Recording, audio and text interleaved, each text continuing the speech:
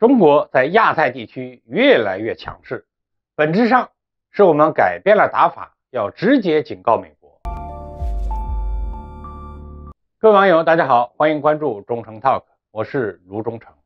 这段时间中美之间在亚太地区的冲突频率升高，军机驱离，海上拦截，中国明显是改变了过去的那一套对美国的打法，而中国在亚太地区的强势，很大程度上正在打乱美国的战略步走与构想。美国这段时间一直在亚太地区组织他的盟军，搞对华军事包围圈。这里边不论是日韩还是澳非，本质上其实都是美国的代理人，是一群乌克兰。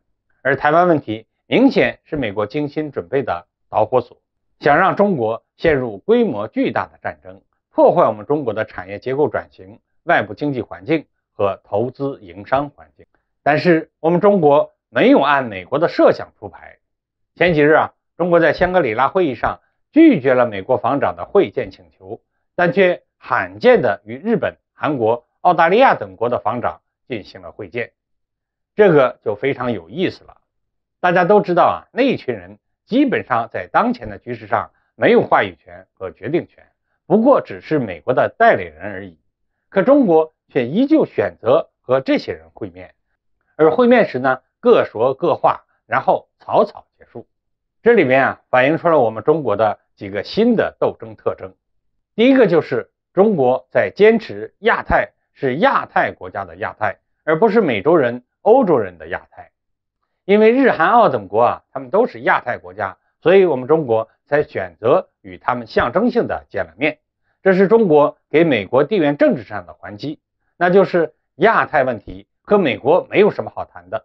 一定程度上来说这个道理叫大义。如果真要打仗，没有大义还真不好办。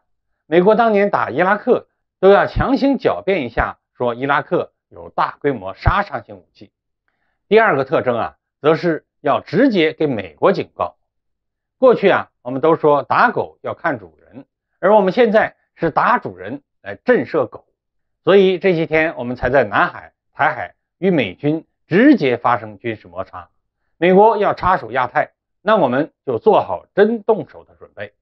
当下美国人不论是搞印太战略，还是在东欧搞俄罗斯，最大的特点就是自己置身事外，忽悠几个代理人为他拼命，把代理人当作美军的安全护栏。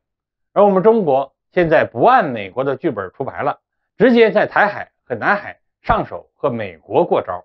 美国想置身事外，他想得美实际上我们在亚太突然的强势反应，就是在直接警告美国，让美国明白美国自以为的那些护栏是没有用的。只要美国敢放火搞事情，那么中国就一定敢于越过护栏，直接拖美国下场，让他体验一下玩火自焚的感受。既然美国喜欢引爆战争，想收割外逃的资本，那我们也必定有决心，一旦开打，战火必定会烧到美国的本土。好，各位网友，今天的话题我们就聊到这儿，欢迎各位留言评论，我们下期再见。